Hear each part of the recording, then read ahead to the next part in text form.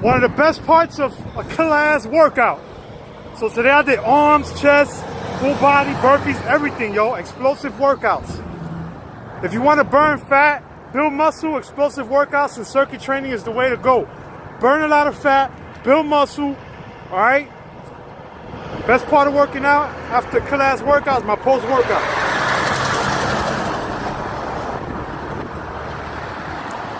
Fast recovery time, which means more time in the gym, more time to work out. Takes away the soreness. I just killed the workout. I'm gonna have the videos later. You can see them. See what I did today. See the stuff I do at the gym.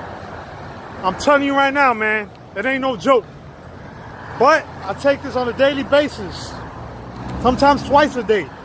It's a mixture of Ignition, Formula One, and creatine. Fast recovery time. Instant. Remember Muhammad Ali, man. You know, you gotta believe that you're the greatest. I knew I was the greatest before I even was the greatest. And now you fast forward 6 years, because I think what happens is people have this disconnect. I'm gonna have to wait. Great, Andy, and I really love that example, but it might take 30, 40 years for me to ever get there. So in 6 years, and I say this humbly, everybody, I've had the opportunity to party with the Patriots on the field after their last Super Bowl. I have a national championship ring with the North Dakota State Bison. I mentor almost 18 players in the NFL. I now work with guys in the NBA, professional golf, pick a sport. Guys performing at their highest level, having impacted championships, All-Americans in high school, All-Americans in college. But here's the coolest part of this. I still push myself every single day by having the right mentors. So I just shared some of the successes, but check this out.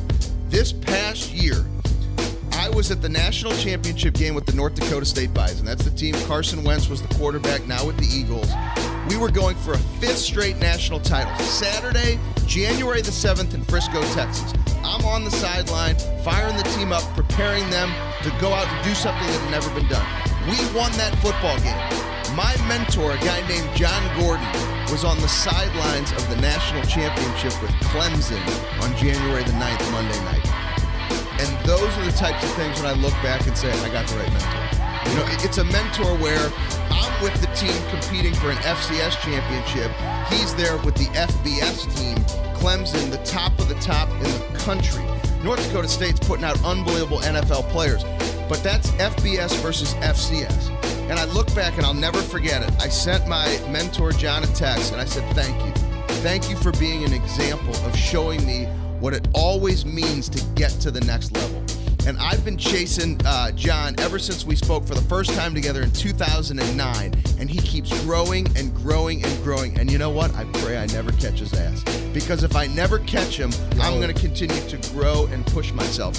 And I think that's the key. You have to have a visualization of where you want to go.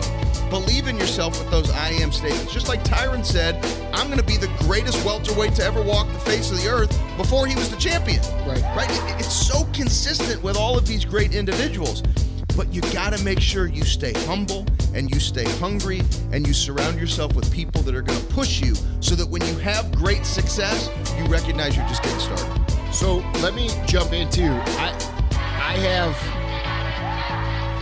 this is something I'm kind of like thinking about in my mind as you're talking. And I've been thinking about this the last few months too, is people hear that, right? And they just have a problem with the belief. They're like, you know, their dad always told them they were shit. Everybody always told them they were shit, blah, blah, blah, blah, blah. They have every fucking excuse to not think, you know. For me, I can relate to that a lot because of the fitness journey that I was on. You know, I started this year at 335 pounds, all right, and completely fat as fuck.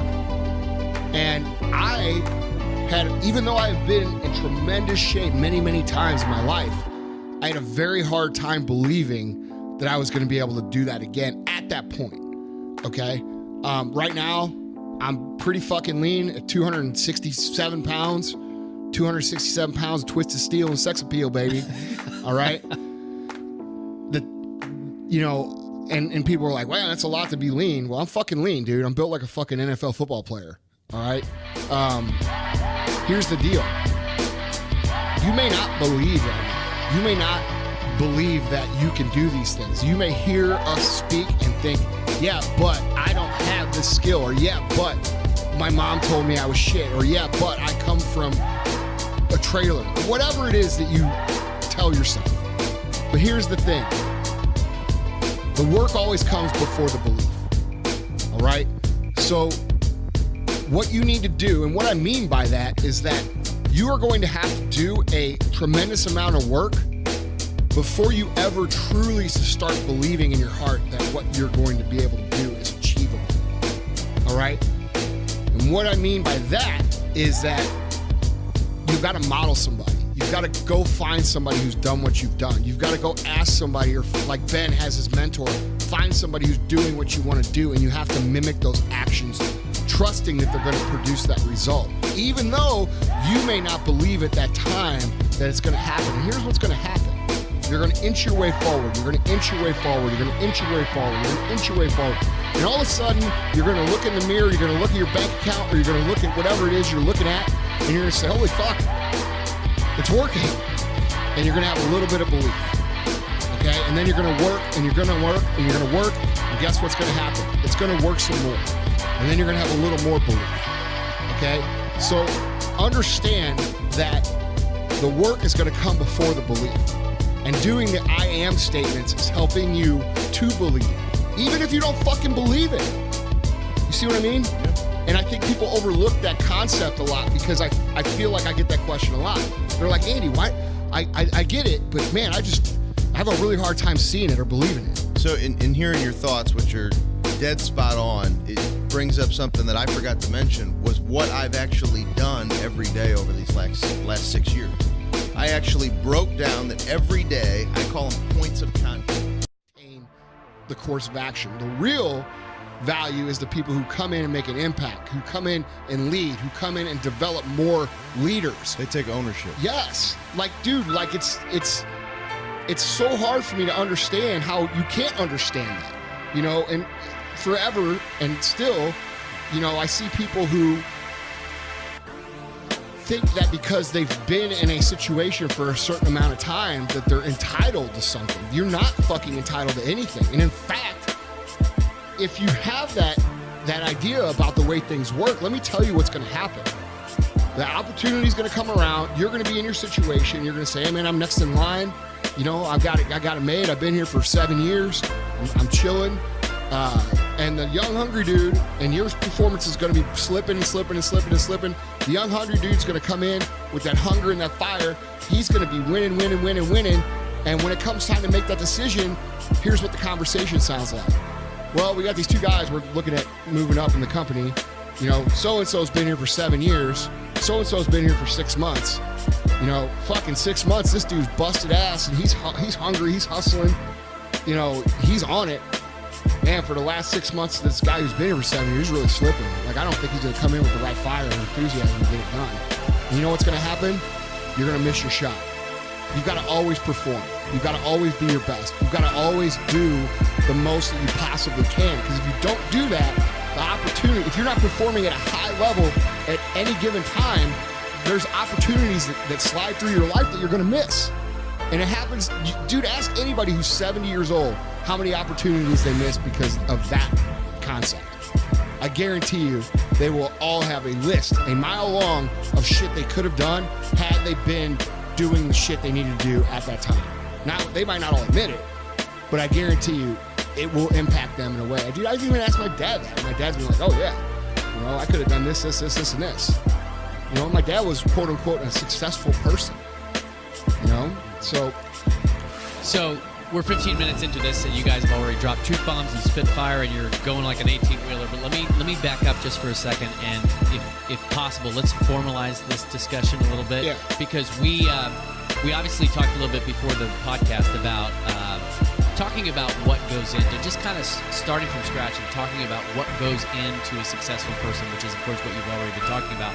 But what is the anatomy of an outlier? Because that's what the MF CEO project is all about. It's about being unique among mediocrity. So, Andy, if we do that, if we reboot and start over, success begins, I've heard you say it again and again, in the mind.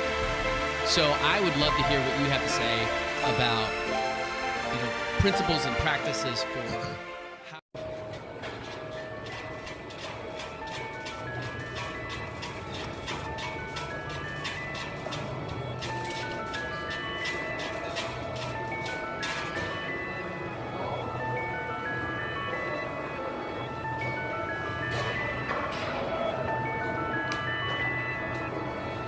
I never take a day off, work around the clock, my engineer getting paid off. Rock like Aesop, like the weed and take off. So high, I cannot see Adolf. Now I got these rappers all breaking up a sweat. Cause every time I get up on the mic, I come correct. And I learned it from the best, always dressing something fresh. Looking for a little dime, big button, nice chest. Yes, they heard I used to rock Guess, but now I'm rocking clothes that ain't in the stores yet. Travel back in time, I'm in a vortex, try and make it work out, think I need more reps. Used to take a bus, now the boy board jets. Cause kids got me buzzing like a fucking hornet. They say I got next, tell them that I got now. It's all Disney, boy, my family proud. Make them say L, make them say O. The hoes that tell me yes, the same ones that tell you no. Whoa, I ain't just an average Joe, way above the average flow. Boy, my life is most dope. No matter where life takes me, find me with a smile. Pursuit to be happy, on me laughing like a child. I never thought life could be this sweet. It got me cheesing from cheek to cheek, ay, ay. And I ain't get away for nothing, cause that just ain't my style. Life couldn't get better, this gon' be the best day ever. If it ain't about the dream, then it ain't about me. Go a couple full weeks without a good night's sleep. Imagination, making musical creation. The journey that I'm facing, plus the paper that I'm chasing got me crazy after saying with the lanes I see you hating, but there's nothing